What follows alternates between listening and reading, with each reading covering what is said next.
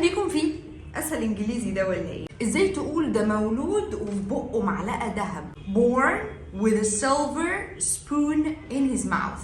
born with a silver spoon in his mouth يعني مولود وفي بقه معلقه ذهب. الحقيقه هي في الايديوم مش معلقه ذهب، هي فضه، لكن الاكسبريشن بالانجلش اسمه كده عشان احنا مش بنترجم ترجمه حرفيه من عربي لانجليزي. لو هتعمل كده To have a high social position and be rich from birth. For example, he doesn't need this job as much as I do. He's born with a silver spoon in his mouth. اما المصطلحات اللي ليها علاقه برمضان فالصلاه بالانجلش اسمها prayer او praying، يصلي to pray. اما الاذان اسمه prayer call.